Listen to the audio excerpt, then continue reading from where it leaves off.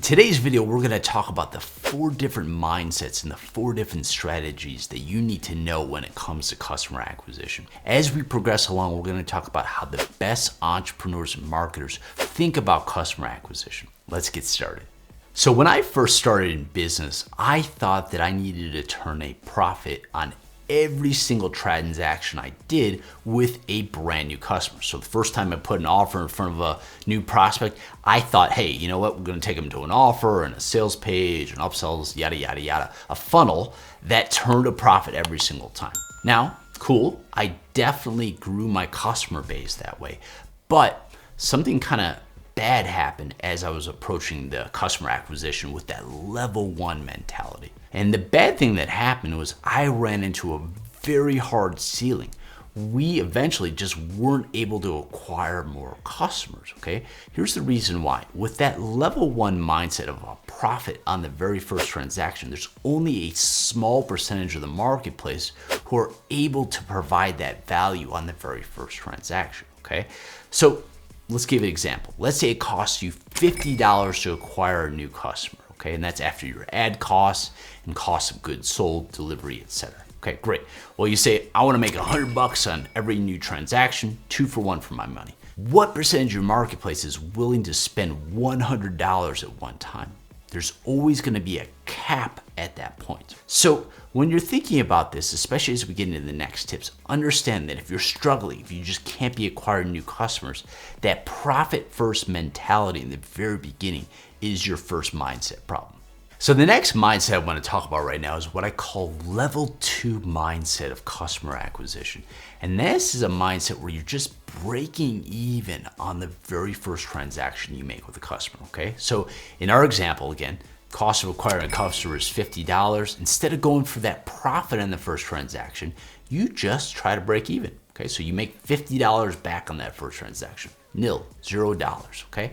Now, this is a fascinating strategy because what's going to happen when you do this, when you think less profit on the very first transaction, is you're actually going to acquire a significantly higher number of customers into your CRM in terms of your business overall. Now, if there's no profit on the first transaction, where is the profit made? Well, the profit is all made on the back end by offering them more products and services through your email marketing, through your retargeting, et cetera, right? And remember that customers, a customer, somebody who's actually proven to take out their wallet and say, I'm gonna buy something to solve this particular problem or this, interest I have, right? They're dramatically higher in terms of, percentage chance of buying than a cold lead, right? Give you an example in my particular business. When I stopped trying to make a profit in my very first transaction, we actually grew our business by 400% by not making any money on that very first transaction. It sounds kind of contradictory, but this is what happened, okay? Because again, we just built that trust. We delivered on that first transaction. It was a lower barrier of entry, and then we made all our profit in the back end, okay? So again, level 2 mindset is just not thinking about profit, okay? You don't have to go and take a bunch of risk. You're just thinking break even on the front end, okay? But this is a much easier way to scale a business when there's no profit in terms of your mindset in the very beginning. You can acquire so many more customers with this break even mindset. All right, the next mindset we're gonna talk about, what I call level 3 thinking of customer acquisition, is going in the red on the very first transaction you do with a new customer. This is so much more powerful than even level 2 breaking even. Now, why is this so powerful, right? Why is going in the red a great scaling strategy if you have your back end dialed in? Well, follow me here, okay?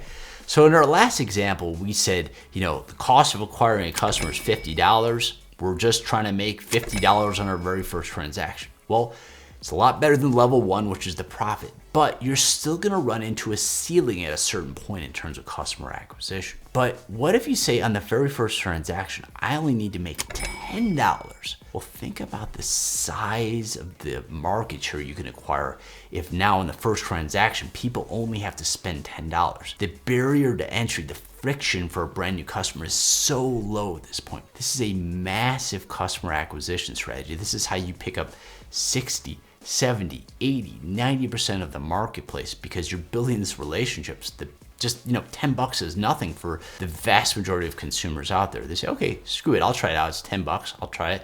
Wow, this really is great. And then where all the profit is made, it's made on the back end through additional products and services and offers that you make, okay? So again, you're not trying to make the profit on the first transaction.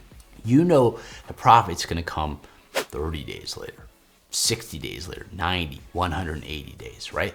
So the best direct response marketers are going in the red on the very first transaction. They're not worried about that profit in the very beginning, okay? So this is a way where, again, there's just such a low, barrier to entry in the very beginning. You can just acquire so many customers. And again, customers are the lifeblood of the business, okay? Investing in new customer acquisition and really trying to scale in that particular area is a incredible way of growing your business, all right? So think about that from a mindset perspective. You do have to know your numbers. Just, before we move into the level 4 there, you gotta know your numbers. You gotta know your lifetime customer value at 30 days, 60 days, 90 days, year, 2 years, 5 years, etc. But once you know those numbers, you have really dialed in back ends, great products and services to offer your brand new customers later on for second and third transactions. Watch your business truly transform through level 3 aggression. So level 4 customer acquisition strategy is truly fascinating. And this is a strategy that you'll see a lot of startups will use. As a matter of fact, Instagram used it before they were acquired by Facebook. You'll see a lot of SaaS companies use this. So with a level 4 mindset, yeah, you're still focusing on aggressive customer growth and user acquisition. But interestingly enough, you're not so worried about this whole break even or turn a profit thing.